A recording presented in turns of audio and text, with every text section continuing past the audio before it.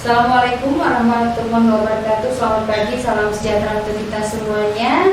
Dan selamat berjumpa kembali sahabat pendengar Radio Kabupaten Ketapang tercinta dimanapun Anda berada.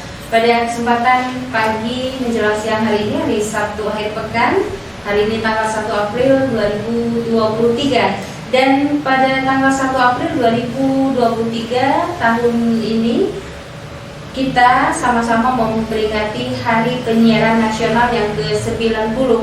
Untuk itu, kami Radio Kabupaten Ketapang akan menghadirkan atau sudah hadir saat ini narasumber dari Kepala Badan Kesbangpol Kabupaten Ketapang, kemudian Kepala Bawaslu Kabupaten Ketapang, dan Ketua KPU Kabupaten Ketapang.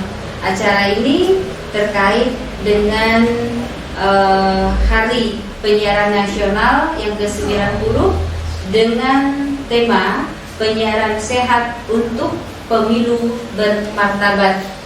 Kami langsung saja memperkenalkan dari sebelah paling kanan. Assalamualaikum, Ibu Hajah Yulianingsih, Kepala Bidang Komunikasi Publik, Dinas Komunikasi dan Informatika Kabupaten Ketapang. Mikrofonnya silakan Ibu.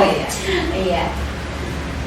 Waalaikumsalam warahmatullahi wabarakatuh. Terima kasih Mbak Weli, salam sehat untuk kita semua. Baik, di samping Ibu Yulia ada Bapak Andreas Hardi, MPD. Beliau adalah Kepala Badan Kesbangpol Kabupaten Ketapang. Selamat pagi, menjelang siang Bapak. Selamat pagi Bu Willy, Bu Yuli, dan Bapak-Bapak semuanya dan pendengar radio RKK saya Kota Ketapang. Salam sehat selalu. Sehat Pak ya? Puji Tuhan Aktivitas sehat. lancar Pak ya di bulan puasa ini ya Pak? Puji Tuhan sehat. Alhamdulillah. Berikutnya ada yang tidak asing lagi, karena sejak tahun 2002 beliau ini sering banget mampir ke sini dan suaranya sudah familiar di gelombang radio. Ada Bapak Roni Irawan, salah satu anggota Bawaslu Ketapang. Selamat pagi, assalamualaikum Pak Roni. Waalaikumsalam, selamat siang semuanya. Terima kasih sudah mengundang di kegiatan hari ini. Baik, terima kasih. Di samping saya ada Bapak Teddy Wahyudin, Ketua KPU atau Komisi Pemilihan Umum Kabupaten Ketapang. Beliau juga sudah tidak asing ya. Assalamualaikum Pak Teddy, apa kabar nih? Alhamdulillah, wa syukurillah, wa ni'matillah. Masya Allah. Alhamdulillah. Salam sehat untuk kita semua. Terima kasih sudah menggunakan hadir di kesempatan pagi ini. Salam sehat dan salam integritas. Terima kasih Pak Teddy. Baik, sebelum kita ke tema dan tentunya beberapa hal yang ingin kami tanyakan juga kepada Ibu Kabid, kemudian Bapak Ketua, maksud kami Kepala Badan Kesbangpol, Pak Roni dari Bawaslu, dan Pak Teddy dari KPU Kabupaten Ketapang. Bapak Ibu ngomong-ngomong, masih dengar radio Kabupaten Ketapang tidak ya untuk tahun-tahun belakangan ini? Minimal 1 tahun belakangan ini. Sekali-sekali ya Pak ya. Baik, terima kasih. Dan itu artinya media yang satu ini walaupun sudah tergerus dengan media sosial yang luar biasa, masih tetap ada di hati ya Pak Teddy dan Bapak Ibu. Baik.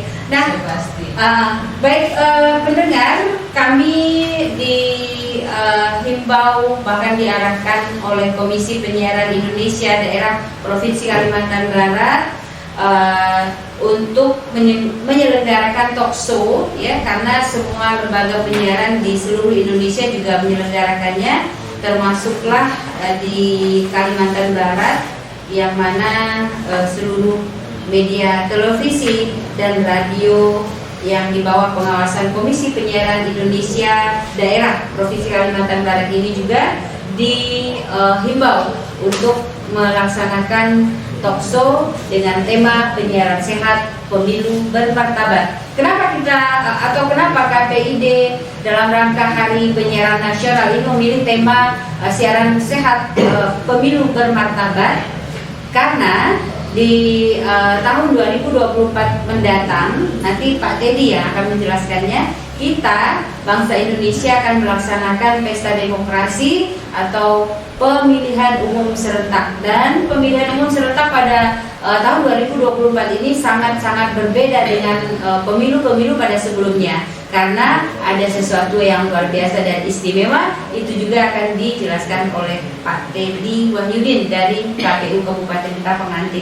Baik, untuk yang pertama kali kepada Ibu Hajah Yulia Ningsih SKM MSOS, beliau mewakili Kepala Dinas Komunikasi dan Informatika Kabupaten Ketapang yang saat ini sedang di luar kota atau di luar Kabupaten Ketapang melaksanakan tugas mendampingi Bapak Sekretaris Daerah Kabupaten Ketapang, Ibu Kepala Bidang Komunikasi Publik untuk Dinas Komunikasi dan Informatika Kabupaten Ketapang yang diamanahi untuk memanage radio Kabupaten Ketapang ini, Bu. Seperti apa tanggapan Ibu terkait dengan Hari Penyiaran Nasional, kemudian harapan Ibu kepada pemerintah Kabupaten Ketapang untuk melakukan berbagai hal yang tentunya akan memajukan radio ini dan membuat legalitas, kemudian juga harapan Ibu kepada pendengar radio Kabupaten Ketapang yang sampai saat ini masih setia. Ibu silakan.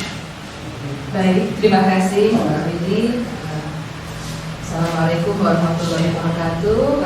Pemirsa di rumah serta Bapak narasumber. Alhamdulillah, wasyukurillah, pada pagi hari menjelang siang yang cerah ini kita dapat berkumpul di sini untuk sama-sama melaksanakan peringatan Hari Penyiaran Nasional yang mengusung tema siaran sehat untuk pemilu bermartabat. Dan terima kasih Bapak Ketua KPU, Bapak Ketua Bawaslu, juga Bapak Kepala Badan Kesbangpol. Mohon maaf kemarin ya memang secara ekspres mendadak, tetapi responnya sangat baik. Semoga kebaikan bapak-bapak semua diberi ganjaran oleh Tuhan dengan kesehatan dan keberkahan. Baik Mbak Willy, untuk pertanyaannya, alhamdulillah untuk bidang penyiaran ini memang PR bagi saya selaku Kabid Komunikasi Publik, di mana nantinya penyiaran ini akan dan memang harus untuk dilaksanakan diperbaharui menjadi lembaga penyiaran publik lokal atau LPPL. Jadi bukan hanya sekedar radio yang memang notabene dia harus menyampaikan publikasi mengenai kegiatan-kegiatan pemerintah, namun juga radio ini nanti kedepannya harus berkembang sesuai dengan kemajuan teknologi. Dia harus mampu menyesuaikan perkembangan teknologi, media sosial dan lain sebagainya. Jadi untuk live streaming saya rasa bisa diupayakan. Kita saat ini siaran di radio, tetapi kawan-kawan bisa mengakses di media sosial. Kemudian harapan saya ke depan, mohon dukungan dari pemerintah juga untuk kita sama-sama mewujudkan lembaga ini, karena hal ini merupakan amanah undang-undang juga mengenai LPPL ini, supaya masyarakat mendapatkan hak sebagaimana sekarang era keterbukaan informasi. Masyarakat mempunyai hak untuk mendapatkan informasi-informasi baik itu terkait pemerintahan maupun informasi tentang pembangunan yang telah menjadi program-program pemerintah Kabupaten Ketapang.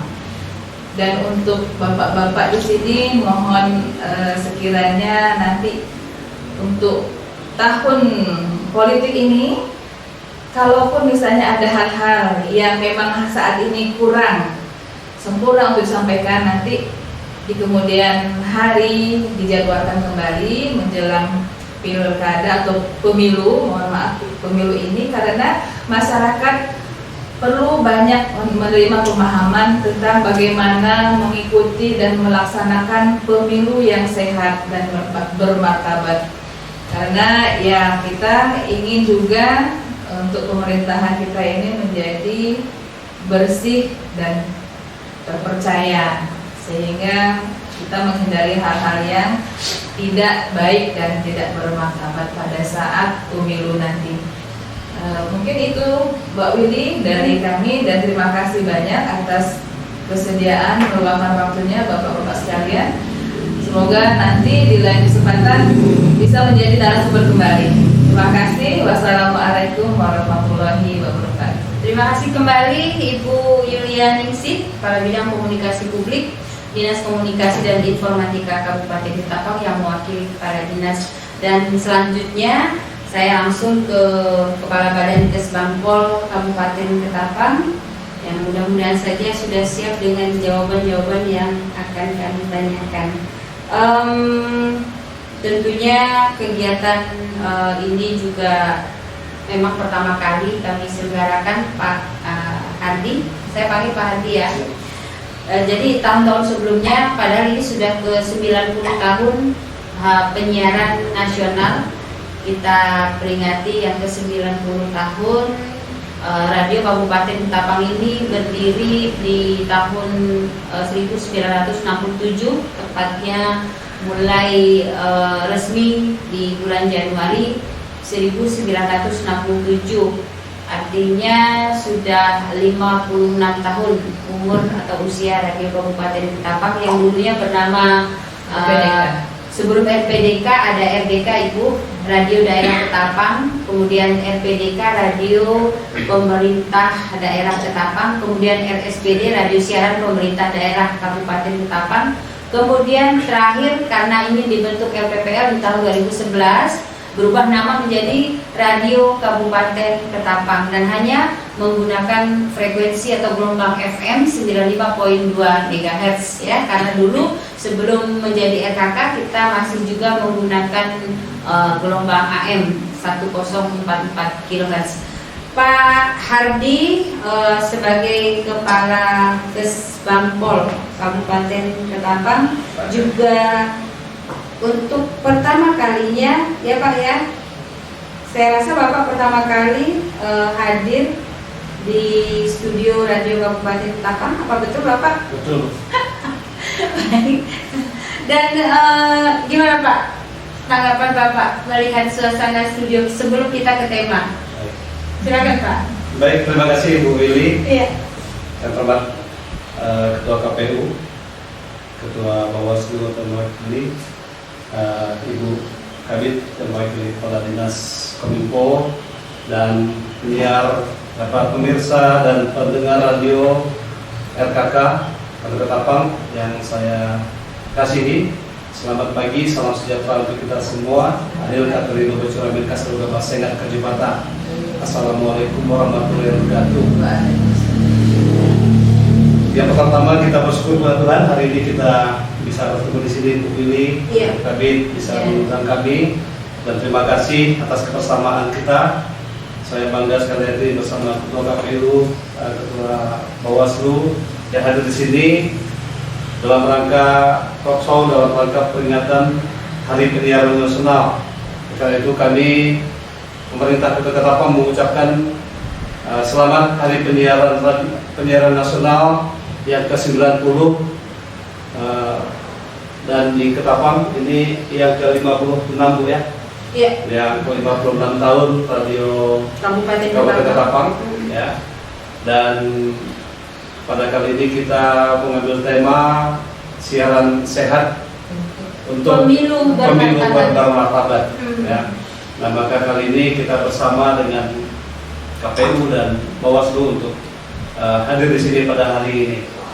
Dan terima kasih Bu Willy, tadi memang saya pertama kali diundang untuk kegiatan talkshow seperti ini di Radio Pemerintah Kota Ketapang. Di studio khususnya Di studio Pak ya. khususnya. Tapi di luar kita sering tanya jawab. Iya benar. Ya, lanjut Jadi Pak. kalau di luar kita di tempat-tempat acara ya kita sering berkomunikasi dan juga sering diwawancara sama Ibu juga di sini itu di radio. Saya bangga sebagai warga Kabupaten Ketapang dan mewakili pemerintah khususnya Badan Kesatuan Bangsa dan Politik atas hadirnya Radio Kabupaten Ketapang yang dulunya bernama RDK, Radio Daerah Kabupaten Ketapang, lalu RPDK lalu sekarang menjadi RKK, Radio Kabupaten Ketapang. Dulu saya memang pencinta radio. Di dulu zaman kami sekolah dulu memang belum ada televisi gitu kan, tahun 90-an. Kami masih mendengar radio daerah Kabupaten Ketapang ini, dan ternyata sampai sekarang masih eksis. Ya, masih sangat eksis menyiarkan radio ini, menyiarkan berita-berita tentang Ketapang ini, ya, khususnya pembangunan dari Ketapang ya. Lalu secara umum juga dulu saya pencinta RRI nasional gitu kan. Dulu masih pakai radio Cawang Pak, ketua KPU ya. Di pedalaman dulu Bu, kami sambil lore gitu kan. Ini gendongnya dalam gendong radio gitu kan.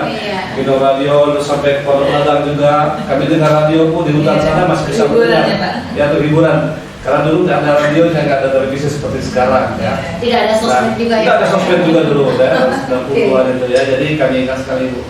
Dan acara-acara juga sangat luar biasa.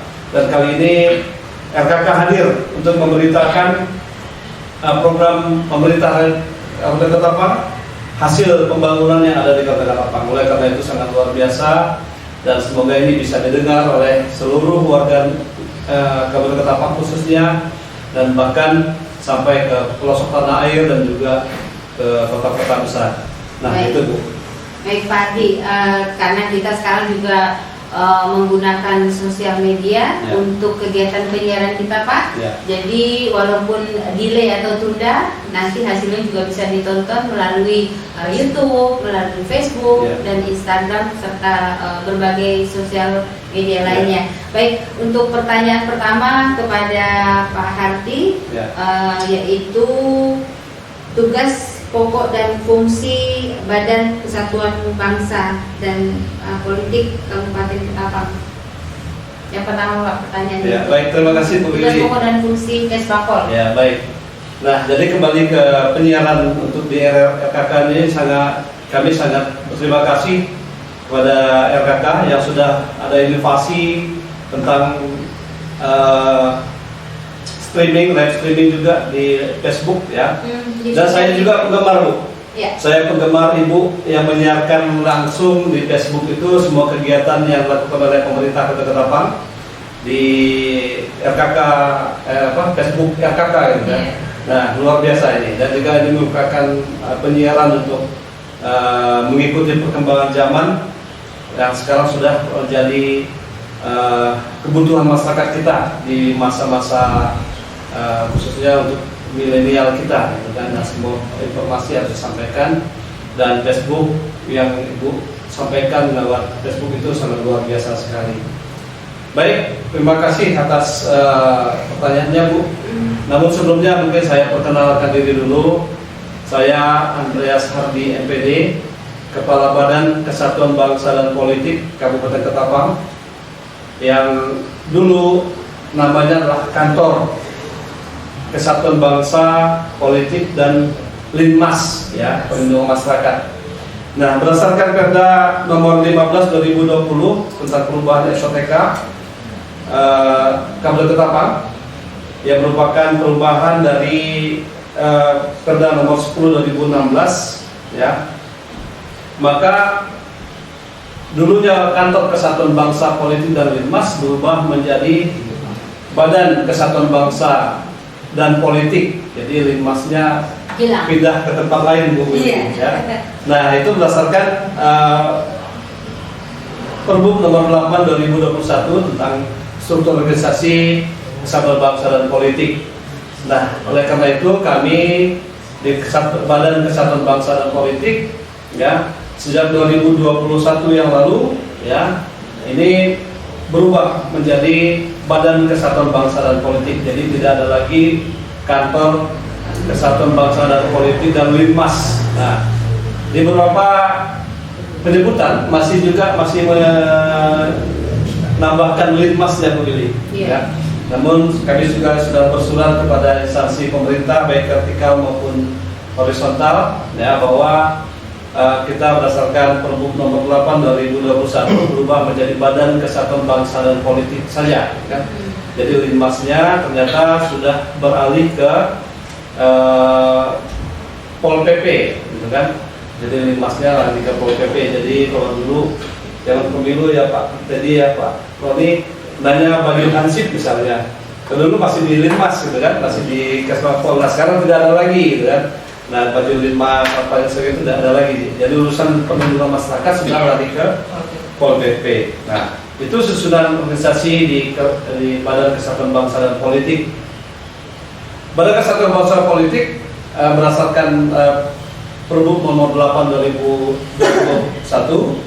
ini meningkat eselonnya menjadi eselon 2. Nah kalau dulu kantornya masih eselon 3 gitu kan. Nah sekarang sudah menjadi eselon 2 dan setara dengan dinas-dinas yang ada di Kabupaten Ketapang. Nah jadi tidak lagi eselon 3 kalau dulu dijabat oleh eselon 3. Nah Badan Kesatuan Bangsa dan Politik merupakan perpanjangan tangan dari pemerintah Kabupaten Ketapang untuk menyelenggarakan pembinaan kesatuan dan persatuan bangsa, persatuan dan kesatuan bangsa dan politik kepada masyarakat ya di wilayah masing-masing dan secara khusus seluruhnya di Negara Kesatuan Republik Indonesia. Dan kita menjaga kestabilitasan politik dan juga kesatuan bangsa. Oleh karena itu di Badan Kesatuan Bangsa ini terdiri dari struktur organisasinya. Yang pertama ada Kepala Badan Kesatuan Bangsa dan Politik, yang kedua ada Sekretaris Badan atau disebut dengan Sekban ya. Lalu ada kalau di kata-kata pakai ini masih bertipe C ya, bertipe C, jadi hanya 2 bidang saja, yaitu bidang kesatuan bangsa dan bidang politik ya, politik dalam negeri dan ormas ya, organisasi masyarakat. Jadi ada 2 bidang ya. Nah bidang kesatuan bangsa ini membidangi tentang kewaspadaan nasional, tentang deteksi dini di masyarakat kita. Nah ada 2 sub bidang, tapi sekarang sudah tidak ada sub bidang lagi dan menjadi analis ya. Nah, oleh karena itu urusan untuk kewaspadaan nasional ya, kewarganegaraan, Pancasila dan kewarganegaraan ini sudah menjadi bagian dari kami. Dan juga sekarang bertambah lagi Bu Yuli dan Bu Willy bahwa Kesbangpol mendapat tugas lagi untuk penyelenggaraan Paskibraka. Ini berdasarkan Perpres 51 2022 tentang Paskibraka. Nah oleh karena itu kegiatan Paskibraka kalau dulu ada di Dinas Pemuda dan Olahraga. Nah sekarang sudah ditangani oleh Badan Kesatuan Bangsa dan Politik Bu. Di bidang mulai tahun berapa itu Pak? Ini baru ini Bu. Baru tahun ini kita menyelenggarakan yang sampai sekarang kami sudah masuk pada tahapan seleksi Paskibraka yang kami langsung dimonitor oleh Badan Pembinaan Ideologi Pancasila atau BPIP di Jakarta. Karena itu kami pada tahapan seleksi dan tahapan itu hampir rampung, tinggal kami menyusun mengirim anak-anak yang sudah dilatih, yang sudah diseleksi kemarin dari tingkat sekolah maupun tingkat kabupaten akan dikirim ke provinsi sebanyak 3 orang nanti. Dan untuk kabupaten juga ya Pak? Ya untuk kabupaten sebanyak 27 orang. Kabupaten sebanyak 27 orang, untuk dikirim ke provinsi sebanyak 3 orang. Nah kemarin antusias sekali masyarakat anak-anak kita mendaftar itu sebanyak 150 orang dari 12 sekolah ya. 12 kabupaten. 12 kecamatan maksud saya. 14 kecamatan yang ada 29 sekolah yang mengirim sebanyak 150 anak ya, dan kita seleksi. Nah itu tentang Kesbang ya. Lalu berikutnya ada bidang politik dalam negeri dan ormas ya. Nah ini bidangnya. Nah urusan pemilu itu di sini di bidang politik ya, bidang politik dan organisasi kemasyarakatan. Nah khususnya di bidang politik, dan hari ini kita diundang khusus membicarakan tentang pemilu 2024. Ini berada pada bidang politik dalam negeri. Nah oleh karena itu juga kami langsung berada di Dirjen Polhum ya, Dirjen Politik dan Pemerintahan Umum di Kemendagri. Oleh karena itu kita bersama-sama untuk melaksanakan pemilu ini ya, yang kaitannya bagi untuk pemerintahan ini berada di Badan Kesatuan Bangsa dan Politik, tentunya bekerja sama dengan KPU dan Bawaslu ya untuk penyelenggaraan pemilu ini. Nah, itulah sekilas tentang Badan Kesatuan Bangsa dan Politik yang ada di Kabupaten Ketapang. Baik, terima kasih Pak Hardi. Ya. Mungkin ada tambahan lagi menurut Pak Hardi, pemilu yang bermartabat ini seperti apa Pak? Nanti juga akan ditanyakan kepada dua narasumber kita. Ya. Ya. Baik, terima kasih Bu. Jadi pemilu merupakan hak bagi masyarakat Indonesia. Ya, pemilihan umum hak dan kewajiban masyarakat Indonesia untuk menentukan masa depan pemerintahan, masa depan negara Indonesia itu tergantung kepada hasil pemilu yang akan dilaksanakan. Nah, pemilu yang bermartabat itu adalah pemilu yang betul-betul melaksanakan prinsip-prinsip dan asas-asas pemilu yang ada. Pemilu yang aman, pemilu yang damai, pemilu yang jujur, adil, langsung, umum, bebas dan rahasia itu merupakan sebuah harga mati ya, Pak Teddy ya. Dan tidak bisa ditawar lagi bahwa pemilu itu kalau hal-hal tersebut tidak dilaksanakan dengan baik, maka terjadilah konflik-konflik politik yang ada. Nah, oleh karena itu pemilu yang bermartabat itu pemilu yang jauh dari hal-hal yang sangat merugikan bangsa dan negara kita. Ya, oleh karena itu bidang Badan Kesatuan Bangsa merupakan lembaga pemerintah Kabupaten Ketapang untuk menjaga ya pemilu ini betul-betul bermartabat, betul-betul bisa dinikmati dan juga bisa dilaksanakan penuh dengan tanggung jawab.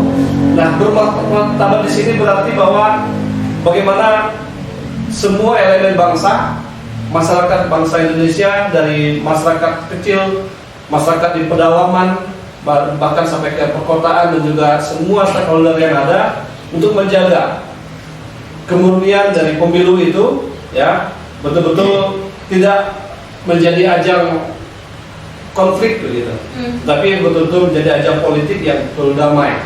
Nah, oleh karena itu semua elemen bangsa yang ada, pemerintah tentunya, lalu masyarakat secara umum dan juga para calon-calon kandidat dan sebagainya, baik itu legislatif, baik itu presiden, sampailah kepada kepala daerah, mestinya memberikan tempat dan ruang pada masyarakat untuk betul memilih pemilihan cerdas, memilih pilihannya yang betul-betul merupakan suara hati masyarakat gitu, yang betul-betul mewakili masyarakat. Tidak ada yang beriming-iming politik berikutnya, apalagi dengan menggunakan politik uang dan sebagainya. Oleh karena itu, nah, politik uang yang jadi masih menjadi dilema bagi masyarakat kita. Nah, itu. Oleh karena itu, untuk menjadikan politik atau pemilu yang bermartabat, pemilu yang cerdas, pemilu yang bijaksana, mestinya semuanya diikuti dengan kaidah-kaidah pemilu yang disarankan dan juga dianjurkan dalam pemilu ini. Begitu. Baik, terima kasih Pak Andreas Hardi atas informasinya yang cukup panjang lebar dan luar biasa. Nah, masyarakat Kabupaten Ketapang, khususnya pendengar setia Radio Kabupaten Ketapang, mudah-mudahan sudah jelas tugas pokok dan fungsi dari Badan Kesbangpol Kabupaten Ketapang. Dan kami izin dulu Ibu Kabid, Pak Kaban. Saya tambahkan sedikit Bu, ya, sebelum saya menutup pembicaraan saya. Ya. Sekali lagi saya mengucapkan selamat menunaikan ibadah puasa bagi Bapak Ibu semuanya, pendengar radio Kabupaten Ketapang yang melaksanakan ibadah puasa Ramadan 1444 Hijriah. Kepada Bapak Wakil Bupati, pada para kepala OPD yang melaksanakan ibadah puasa, dan kepada semua masyarakat Kabupaten Ketapang yang melaksanakan ibadah puasa. Dan juga selamat menyongsong Hari Raya Paskah bagi Bapak Bupati, Bapak Sekda, dan semua warga dan pendengar radio Kabupaten Ketapang yang sebentar lagi kami akan melaksanakan ibadah perayaan Paskah yang dimulai dengan Jumat Agung nanti pada hari Jumat sampai dengan hari Minggu yang akan datang. Nah, semoga kita semua selalu sebagai warga Kota Ketapang tetap rukun, tetap damai, tetap bersatu, khususnya dalam menyongsong pemilu 2024. Iya. Terima kasih. Pak Anda satu Ya. lagi, Ya, Bu. kegiatan seperti ini menurut Bapak, Nah, kegiatan seperti Iya. ini, talk show, Iya, ini bukan hanya pada momen ini. Iya. Silakan Pak. Nah, ini sangat bagus sekali, Bu. Saya rasa memang ini sebenarnya kami tunggu-tunggu juga pada waktunya. Dan juga kami memang sebagai Badan Kesatuan Bangsa yang baru berumur kurang lebih setahun 5 bulan ini, Bu. Saya dilantik tanggal 7 Oktober 2021 yang lalu, ya. Nah, ini sebagai lembaga penyiaran, ini merupakan corong pemerintah untuk menyiarkan, untuk mengkampanyekan tentang pembangunan, tentang kegiatan-kegiatan yang akan lakukan, khususnya pada kepemiluan yang akan datang. Ini merupakan tempat yang sangat tepat untuk menyampaikan informasi kepada masyarakat kita sampai ke pedalaman, apalagi Ibu tadi katakan sampai ke Sanda ya Bu ya, tapi belum sampai ke Simpang 2, sampai ke Marau, Manis Mata, sebagainya kan, mungkin sekitar kota-kota apa saja sudah bisa. Nah, oleh karena itu mungkin perlu ditingkatkan lagi itu.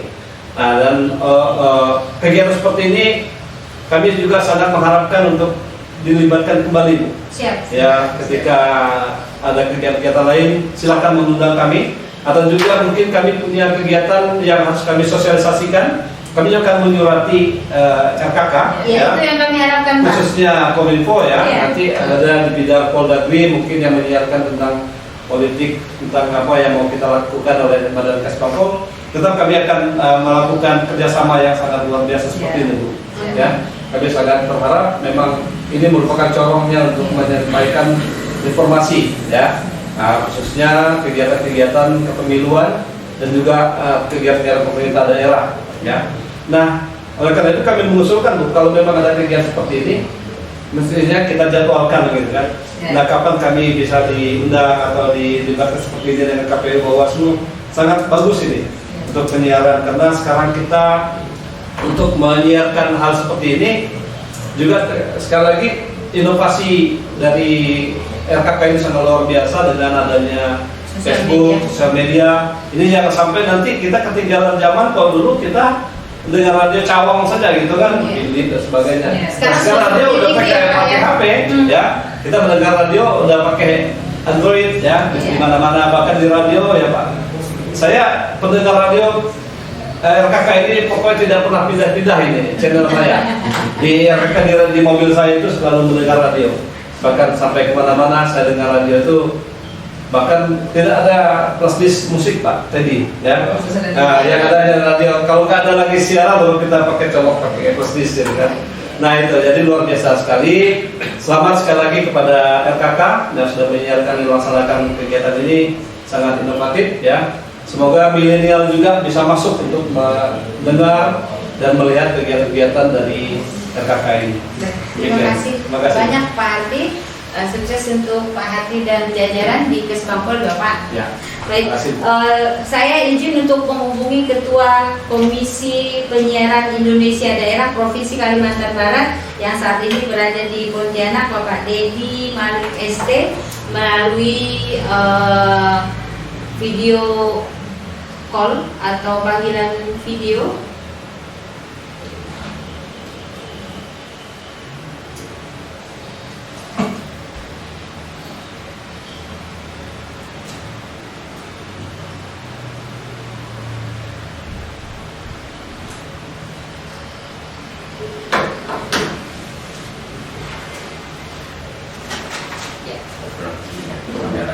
Kameranya. Selamat pagi Pak Dedi. Iya. Selamat pagi Pak Dedi. Alhamdulillah baik. Pak Dedi, di samping kanan saya ada. Oh iya iya. Bentar ya Pak Dedi ya. Bentar Pak Dedi. Oh iya iya iya. Baik. Nah, kelihatan nggak Pak? Iya. Itu ada Ibu Kepala Bidang Komunikasi Publik mewakili Kepala Dinas Komunikasi dan Informatika Kabupaten Ketapang, Bapak. Selamat pagi Ibu. Selamat pagi Bapak. Nah, yang di samping beliau ada Bapak Kepala Badan Kesbangpol Kabupaten Ketapang, Bapak Andreas Hati MPD. Kemudian Pagi. iya. Selamat dari KPI Polri. Ya, Baik Bapak. Terima kasih, salam kembali Bapak. Ya, salam kenal kita. Kemudian ada Bapak Roni Irawan dari Bawaslu Kabupaten Ketapang, Pak Dedi. Halo Pak Roni, apa kabar? Pasti sudah kenal nih beliau berdua nih. Baik, dan selanjutnya ada Pak Teddy Wahyudin SSI, beliau dari atau Ketua KPU Kabupaten Ketapang. Salam sehat. Selamat Joni. Iya. Baik, oke. Pak Dedi kami lihatkan ke kamera saja ya, tapi dengar ya suara saya. Baik, untuk pertanyaan kepada Pak Dedi Malik ST selaku Ketua Komisi Penyiaran Indonesia Daerah Provinsi Kalimantan Barat terkait dengan Hari Penyiaran Nasional Indonesia. Pak Dedi mungkin perlu dijelaskan secara singkat tugas pokok dan fungsi KPID berdasarkan amanah Undang-Undang 32 terhadap lembaga penyiaran di seluruh Indonesia. Silakan Bapak. Terima kasih. Assalamualaikum warahmatullahi wabarakatuh. Waalaikumsalam. Studio dan para pendengar RKK. Baik, terkait dengan intinya saya mencoba menjelaskan berdasarkan amanah Undang-Undang Nomor 32 Tahun 2002 tentang penyiaran. Yang pertama, fungsi KPID berfungsi memadahi aspirasi serta mewakili kepentingan masyarakat dalam bidang penyiaran. Nah, itu fungsinya. Jadi sebagai perwakilan masyarakat untuk bidang penyiaran. Dalam menjalankan fungsinya itu tentunya memiliki wewenang dan tugas. Nah, wewenang KPID itu ada 5. Yang pertama, menetapkan standar program siaran. Jadi di dalam penyiaran itu ada program siarannya dan ada lembaganya. Nah, untuk program siarannya ada standar program siaran. Yang kedua, menetapkan pedoman perilaku penyiaran atau P3 itu untuk lembaga penyiarannya. Yang ketiga, wewenangnya mengawasi pelaksanaan P3 SPS itu nantinya dan pedoman perilaku penyiaran dan standar program penyiaran. Yang keempat, memberikan sanksi atas pelanggaran yang dilakukan oleh LP terhadap P3 SPL, pedoman perilaku penyiaran dan standar program siaran, sekaligus juga memberikan apresiasi. Jadi bukan cuma upah tapi reward terhadap LP yang memberikan apresiasi, memberikan program siaran yang positif, juga mengadakan pembinaan. Makanya di kedepannya ada namanya sekolah P3 SPS untuk teman-teman lembaga penyiaran. Dan yang terakhir, wewenangnya yang kelima adalah melakukan koordinasi, sinergisitas, kerjasama dengan pemerintah, lembaga penyiaran, masyarakat, sama mitra terkait. Termasuk kaitannya dengan misalnya dengan tahun politik ini pasti ada keterkaitan dengan penyelenggara pemilu seperti Bawaslu KPU. Itu wewenangnya. Nah, tadi sudah ada fungsi, sudah ada wewenang, kami juga memiliki tugas dan kewajiban. Yang pertama, KPI berdasarkan amanah undang-undang, kami menjamin masyarakat memperoleh informasi sesuai dengan hak asasi manusia. Yang kedua, ikut membantu pengaturan infrastruktur dan bidang penyiaran. Makanya di KPI ada bidang PS2P namanya, atau bidang perizinan, itu terkait dengan infrastruktur.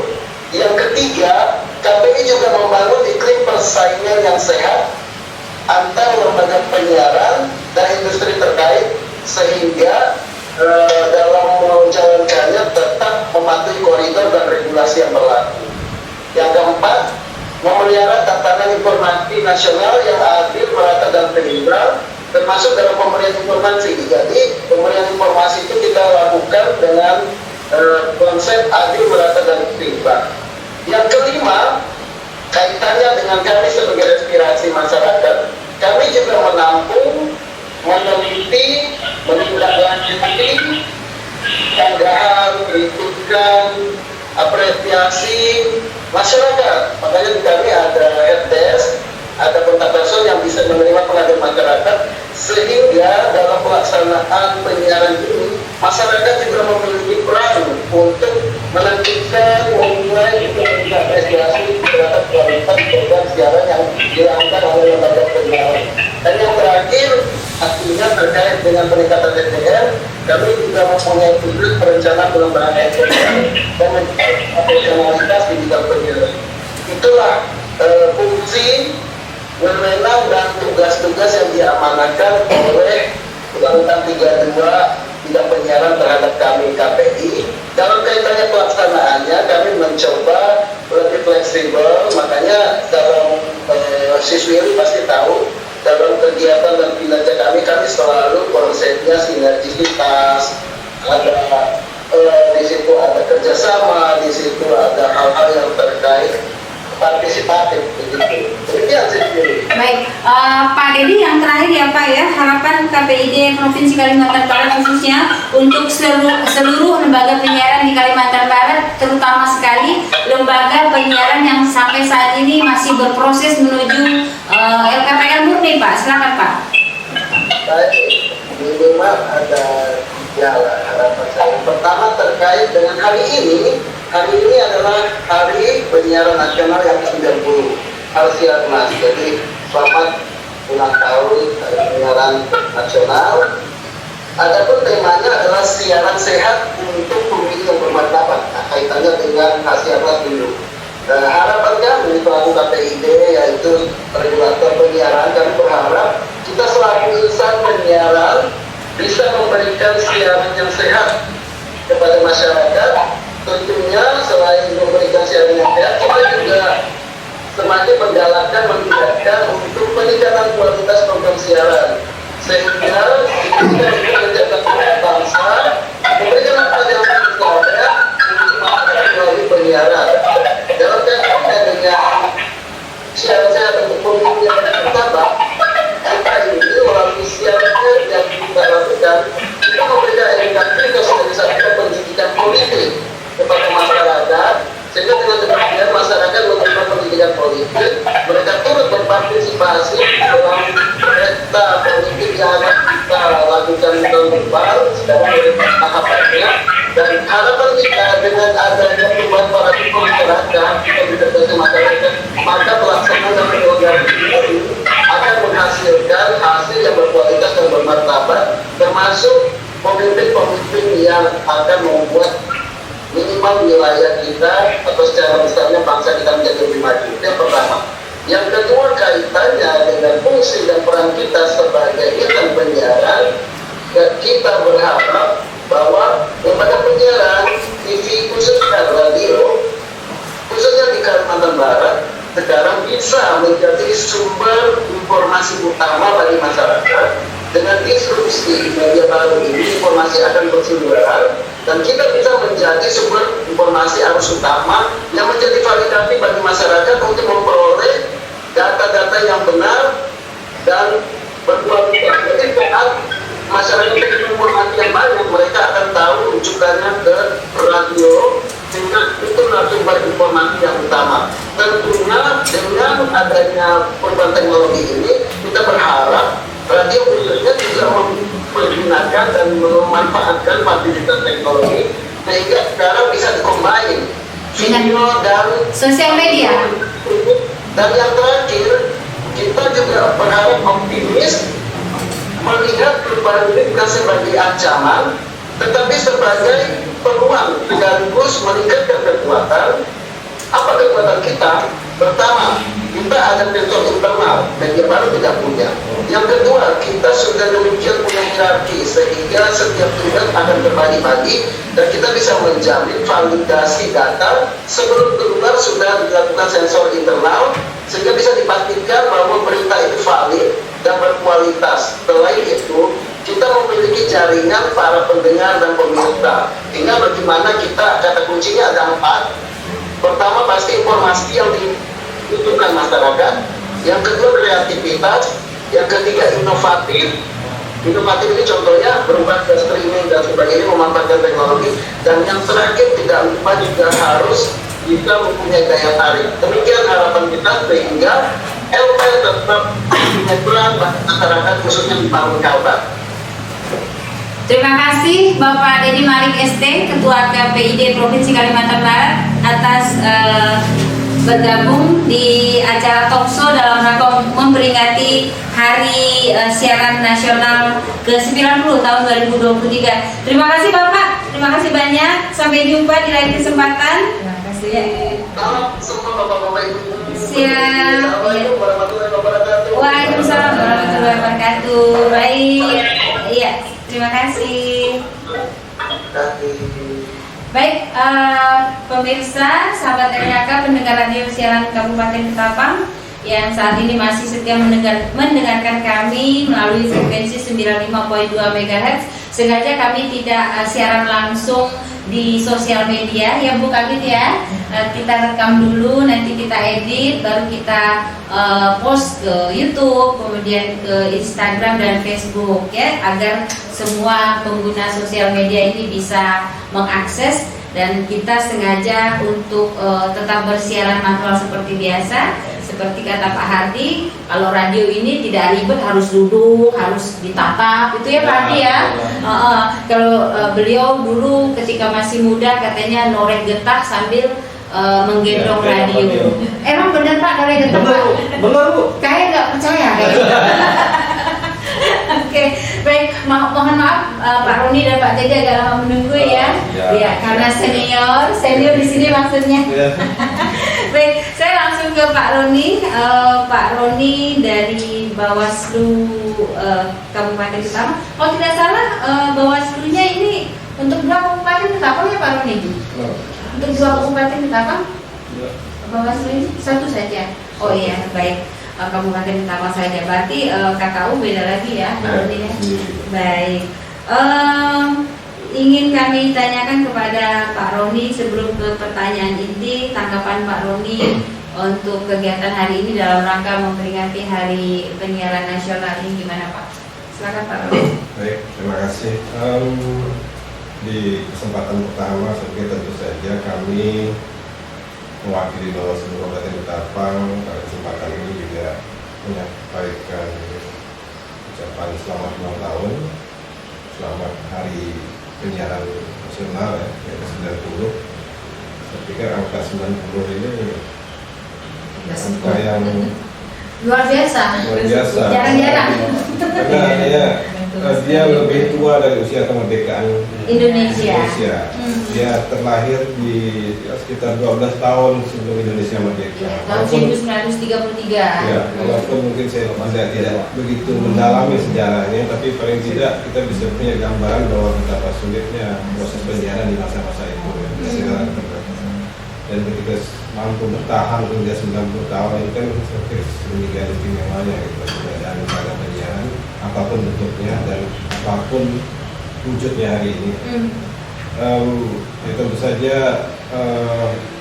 seiring perkembangan zaman pasti ada upaya untuk mengadaptasi. Seperti halnya hari ini, saya pikir kalau misalnya tarikannya ke RKK misalnya, saya pikir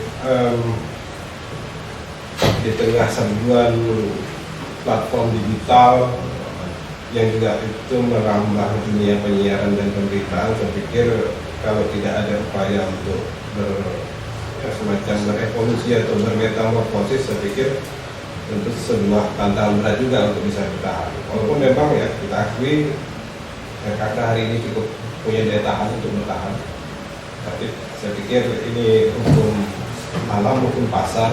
Saya pikir kalau tidak mampu segera mengadaptasi, ya ini juga banyak fakta media-media mainstream gulung tikar ya, karena tidak mampu berevolusi dengan perkembangan terkini. Itu saya pikir untuk kepentingan eksis ke depan, RKK mau tidak mau harus melakukan upaya-upaya untuk ingin punya punya pangsa pasar, daya manfaat lebih panjang ya, saya pikir harus mampu mengambil upaya-upaya revolusi gitu. Kemudian saya pikir dari segi kepentingan bagaimana menyasar publik, saya pikir ini ya anggaplah kita bisa melihat ini sebagai sebuah pilihan ya, pilihan alternatif sarana informasi dan sarana edukasi. Saya pikir ini bisa terus dikembangkan. Memang kalau kita bicara soal definisi radio, ternyata definisi radio pun hari ini juga berkembang. Ya.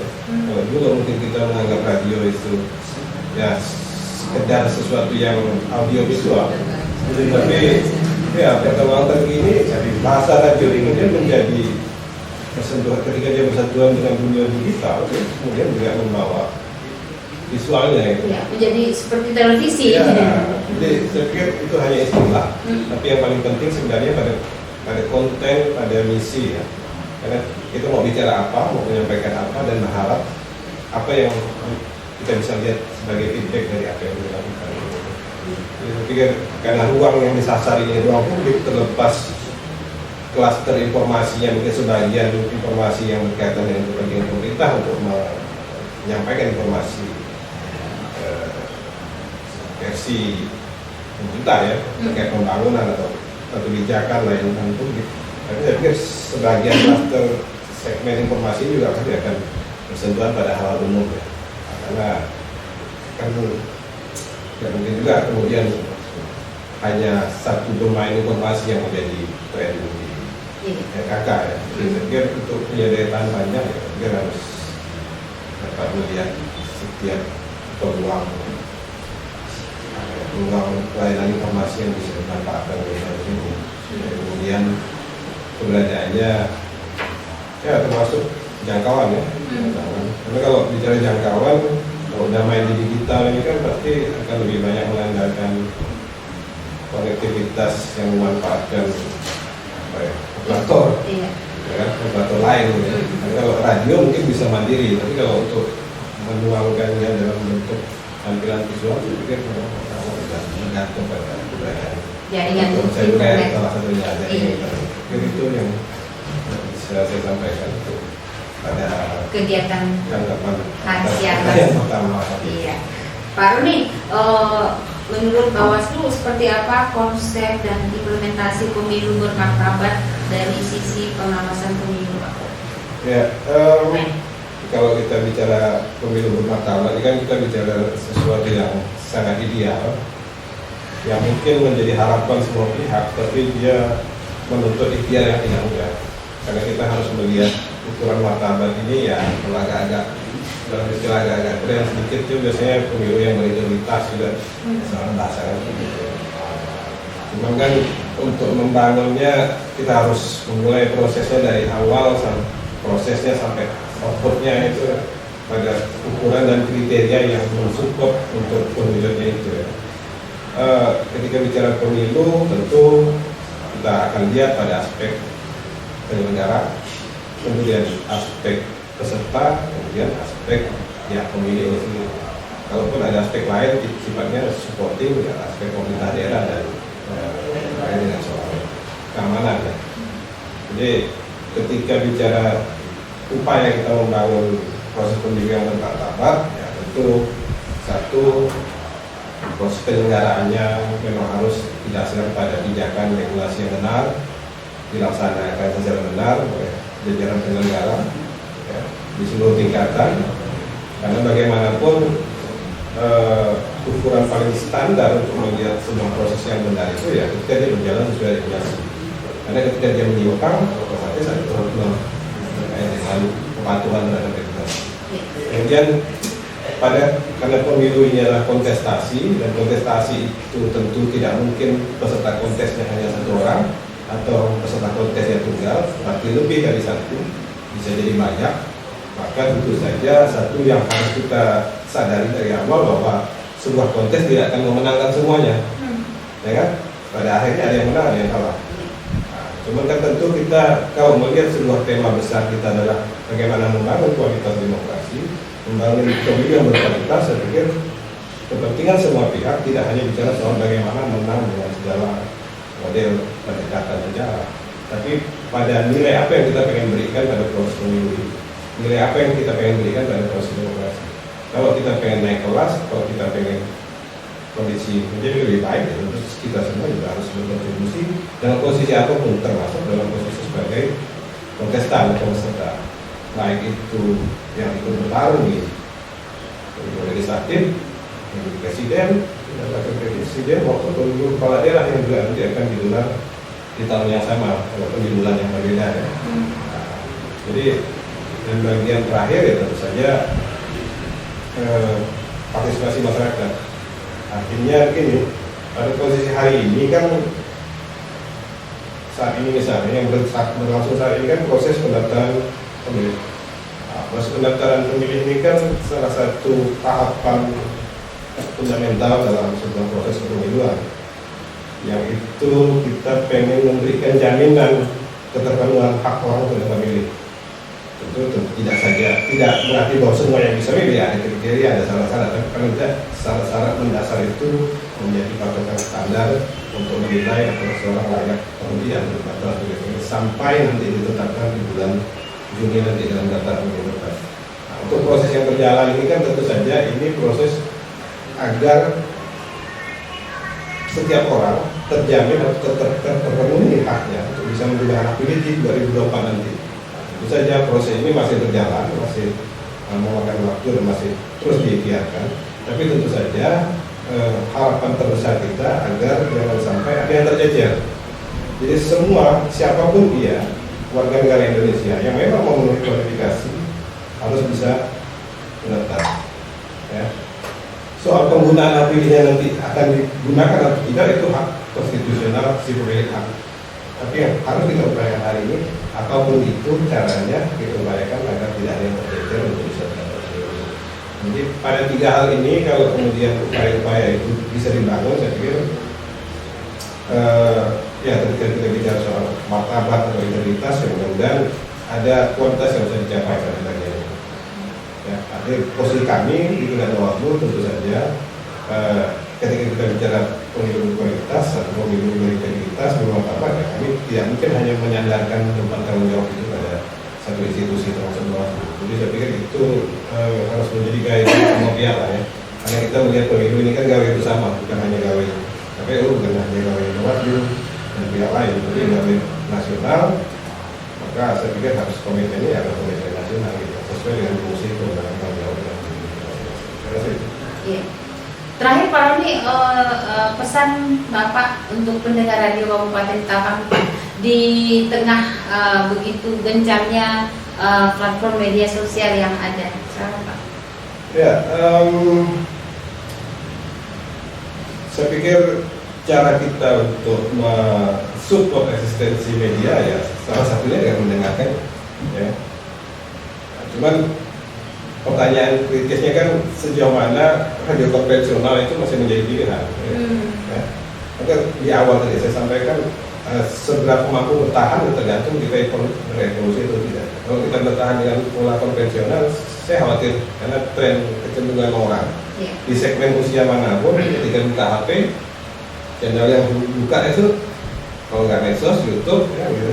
Berarti yang sudah kami lakukan selama beberapa waktu ini sudah bagus. Ya, artinya ketika misalkan RKK juga mulai atau mungkin saya tidak bilang mulai, tapi sudah juga merambah dunia medsos sebagai salah satu instrumen komunikasinya. Saya pikir itu langkah yang tepat dan saya pikir itu yang harus terus dikembangkan karena itu ya tren komunikasi saya memang di ruang itu gitu Pak. Seiring sejalan ya. Artinya apa yang sudah dilakukan ini saya pikir sudah benar, tidak kemudian saya pikir kuatnya saja. Lagi di SDM, mungkin fasilitas pendukung dan juga mungkin ya program acara atau kegiatan yang lebih bervariatif. Saya pikir kalau memang itu bisa dilakukan, saya pikir masih kita bisa optimis ke depan RKK masih akan bisa eksis dan bersainglah dengan media mainstream yang ada. Terima kasih Pak Roni. Terakhir kepada Pak Teddy Wahyudin, mohon maaf Pak Teddy cukup lama menunggu ya. Oke. Seperti pertanyaan kepada Pak Roni, sebenarnya Pak Teddy ini sudah sangat familiar, sudah sering sekali hadir di sini atau kami yang ke sana atau di lapangan ya Pak Teddy ya, sudah akrab dengan Radio Kabupaten Ketapang. Kemudian juga Komisi Pemilihan Umum Kabupaten Ketapang ini adalah salah satu lembaga yang sangat-sangat sering menjadikan RKK sebagai media partner untuk menyampaikan informasi terkait sosialisasi dan tahapan pemilu pada setiap 5 tahun sekali ya Pak Teddy ya. Ya. Oke, jadi tanggapan Pak Teddy pada kesempatan kegiatan kita hari ini Pak, gimana Pak? Hari Penyiaran Nasional yang ke-90. Siap, terima kasih Mbak Willy. Saya bilang biasa nyebutnya Teh Willy. Terima kasih sudah mengundang kami di sini untuk hadir di acara Hokso ya, dalam rangka penyiaran Hari Penyiaran yang ke-90 di tahun 2023. Semoga siaran demi siaran, hari demi hari, disuguhkan untuk masyarakat Kabupaten Ketapang khususnya semakin baik dan semakin diterima oleh masyarakat. Dalam rangka hari penyiaran ini, saya pikir kami atas nama PU Kabupaten Ketapang mengucapkan selamat yang sudah 90 tahun tentunya ini. Kalau Nahdlatul Ulama kan 100 tahun.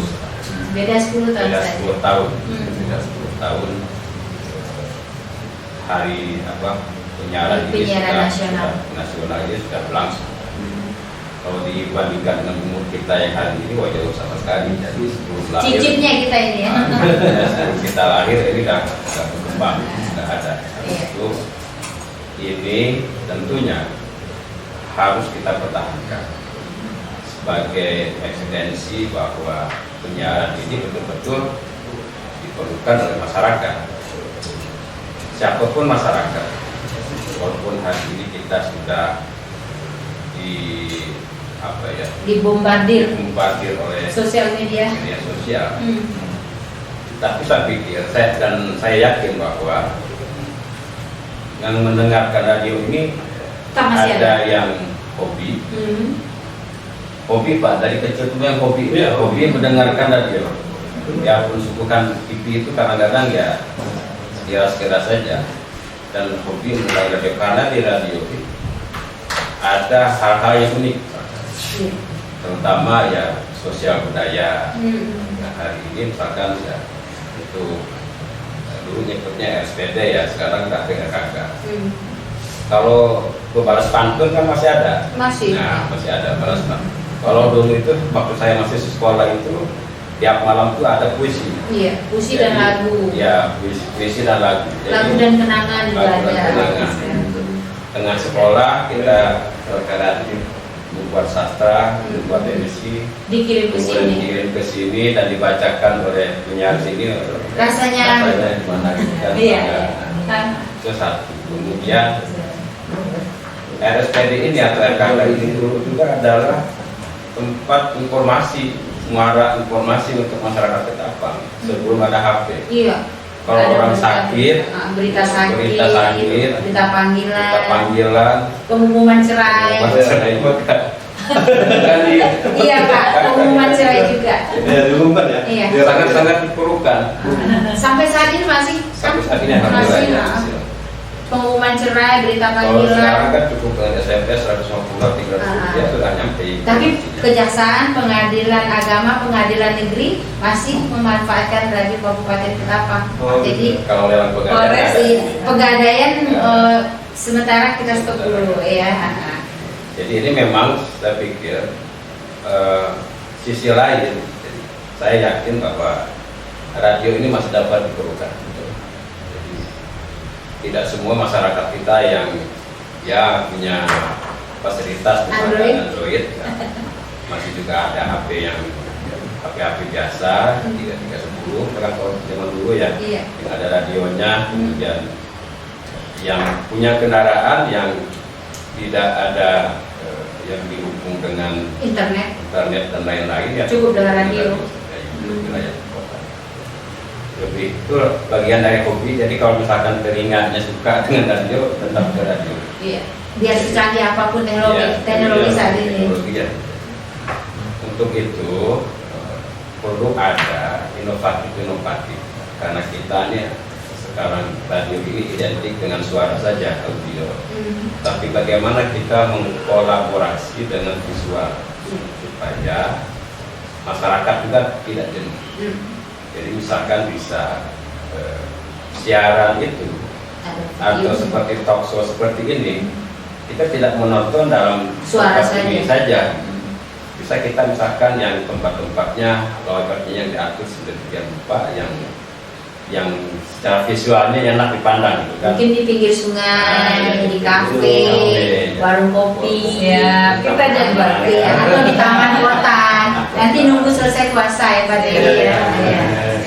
Jadi ini sebuah inovatif ya, Hmm. kemudian dan kita ini ya, Iya.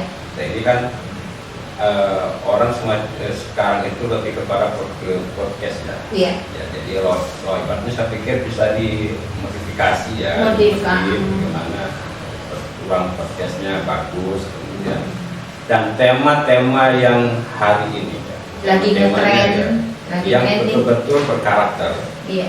dan diperlukan oleh masyarakat. Contoh misalkan bagaimana kita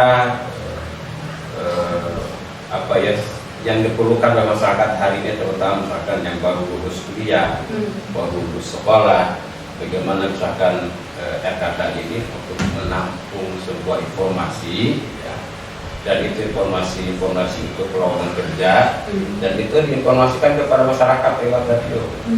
Jadi sebuah karakter khusus ketika orang perlu untuk informasi soal tenaga kerja, dia cukup mendengarkan radio di SPD atau di RKK. Ini punya karakter khusus dan karakter ini harus latah seperti kita kalau sudah latah ya, seperti kalau kita mau beli deterjen, orang nyebutnya latah dengan rinso. Padahal deterjen itu kan ada daya Macam-macam. beli Jangan promosi ya. Kalau Kalau beli motor nyebutnya apa? Honda. Iya. Padahal kan Obat banyak nyamuk? jenis obat nyamuk. Baik. Air mineral? Aqua. Kalau bikin Benar-benar. kaos misalkan harus seperti itu. Iya. Jadi kaos itu kan banyak produknya ya, tapi orang yang latah dengan jari 9 jam, Iya. maka kan produk kostumnya seperti itu. Baik. Tapi kalau kita membiasakan RKK ini harus membuat orang latah, masyarakat latah. Oh, kalau mau informasi cari kerja cukup saja ke RKK. Klik RKK.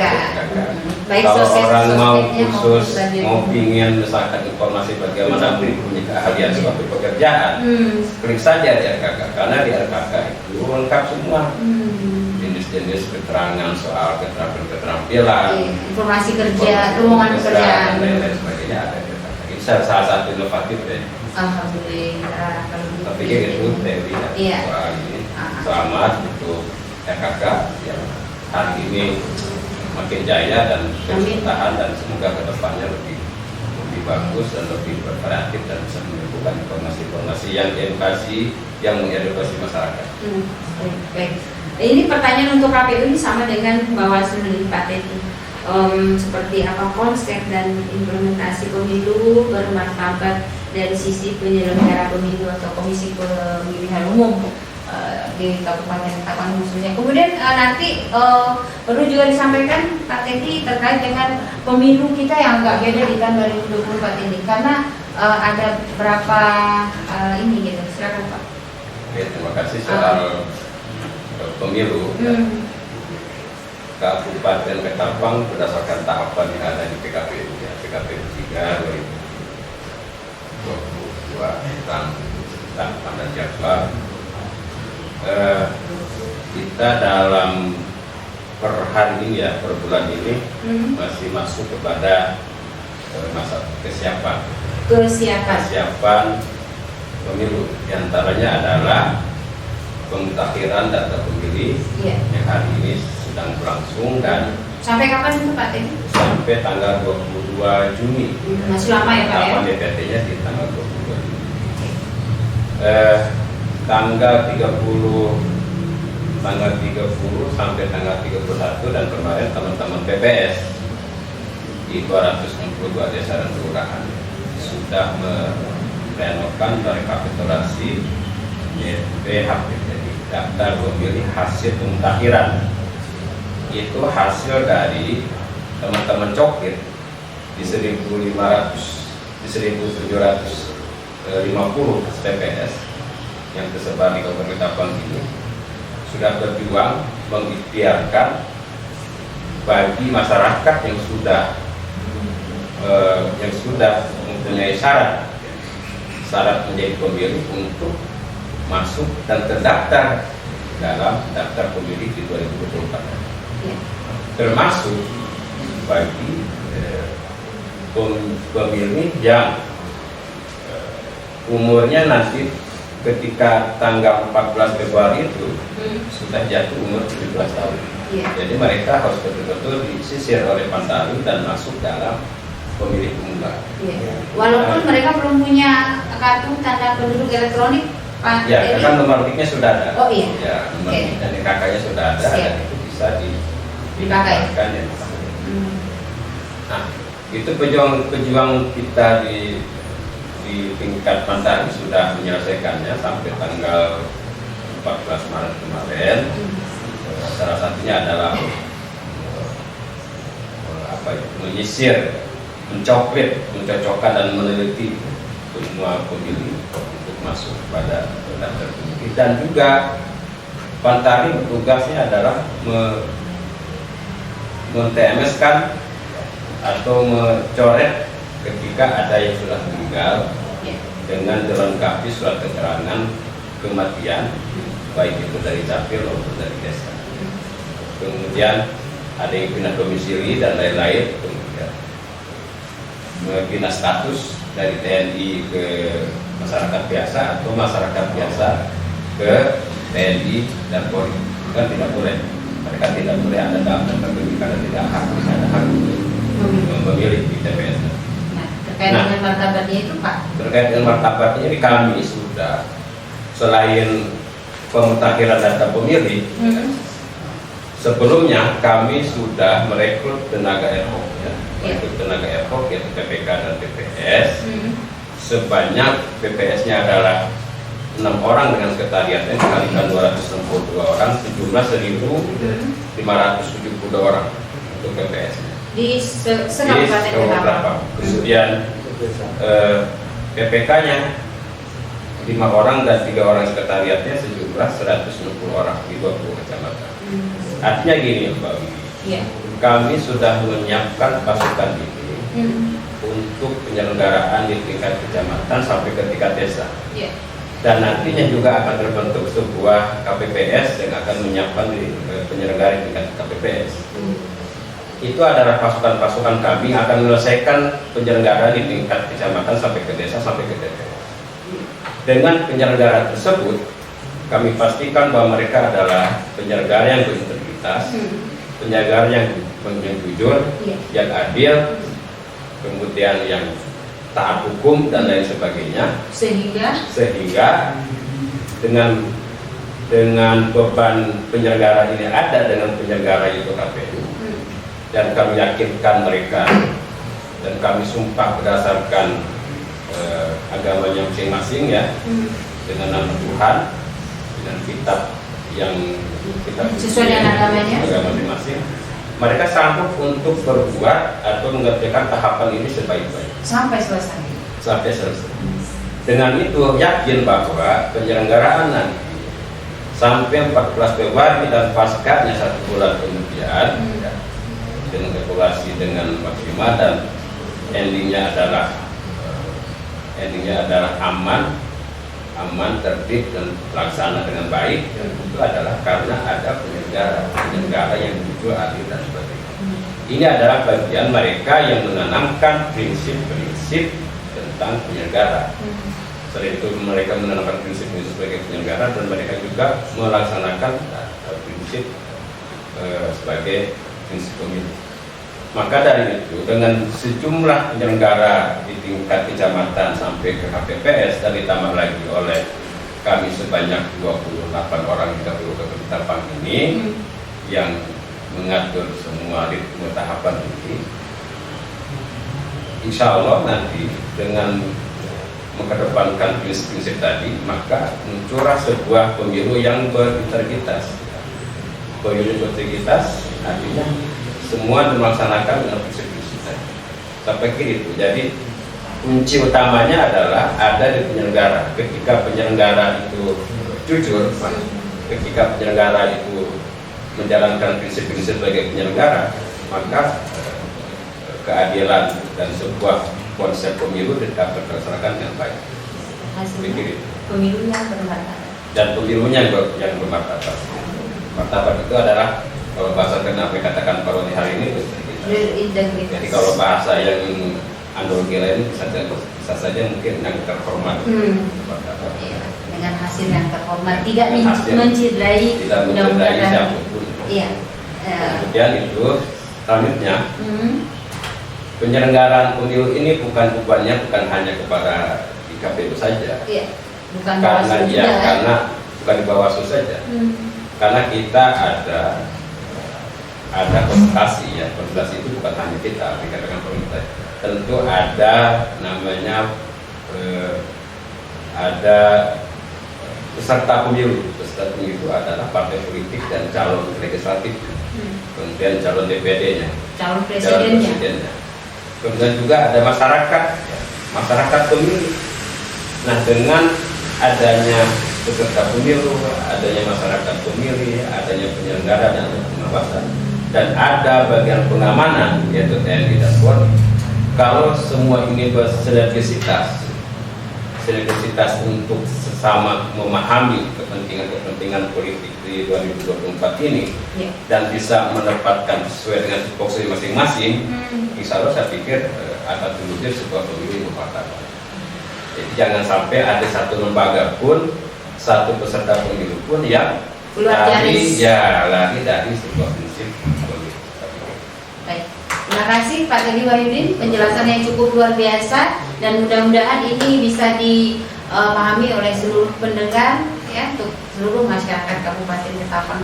Dalam rangka Hari Penyiaran Nasional dengan tema siaran sehat pemilu bermartabat, Radio Kabupaten Ketapang yang dihimbau oleh Komisi Penyiaran Indonesia Daerah Provinsi Kalimantan Barat termasuk di seluruh Indonesia menyelenggarakan talkshow dengan tema yang sama, yaitu siaran sehat pemilu bermartabat. Terima kasih banyak narasumber Pak Andreas Hadi dari Kesbangpol, Pak Roni dari Bawaslu, Pak Teddy dari KPU atas waktunya, atas ilmunya, atas infonya, atas kepeduliannya dengan media yang notabene milik pemerintah Kabupaten Ketapang ini. Ibu Yulianingsih selaku wakil dari Kepala Dinas Komunikasi dan Informatika Kabupaten Ketapang atau Kepala Bidang Komunikasi Publik. Beliau ini Bapak-bapak adalah atasan saya yang sekaligus hitam putihnya RKK ini ada di tangan beliau mulai tanggal 17 Februari 2023 ini. Ya, mudah-mudahan kami juga minta dukungan, mohon doa, mudah-mudahan LPPL Radio Kabupaten Ketapang ini segera terbentuk, Bapak-bapak ya, minta doanya di atas kepemimpinan Kadis kita, Bapak Dr. Andes Nugroho Widyo Sistanto MSI dan Sekretaris Dinas Bapak Kipensius SPD MAP dan Kepala Bidang Komunikasi Publik yaitu Hajah Yulianingsih SKM MSOS. Pemirsa pendengar Radio Kabupaten Ketapang, demikian panjang lebar yang sudah kami sampaikan. Kami mohon maaf apabila ada hal-hal yang kurang berkenan. Semoga apa yang kami hadirkan pada kesempatan pagi menjelang siang hari ini bermanfaat dan membawa barokah untuk kita semuanya. Kemudian kami ucapkan selamat menunaikan ibadah puasa Ramadan di hari yang ke-10 hari ini ya Pak Denji ya. Hari yang ke-10 itu artinya Lebaran sebentar lagi. Baik. Sekali lagi terima kasih Bapak-bapak dan Ibu Kanwil. Sampai jumpa pendengar. Jangan lupa tetap stay tune di 95.2 MHz Radio Kabupaten Ketapang. Penanggung jawab siaran Radio Kabupaten Ketapang, Kepala Dinas Komunikasi dan Informatika Kabupaten Ketapang, pengarah acara Kepala Bidang Komunikasi Publik, penyiar saya Willy, dan ada rekan saya di belakang sana ada Bung Ivan Rulianto, kameramen ada Bung Hasmi Firlana. Selamat siang, sampai jumpa. Wassalamualaikum warahmatullahi wabarakatuh.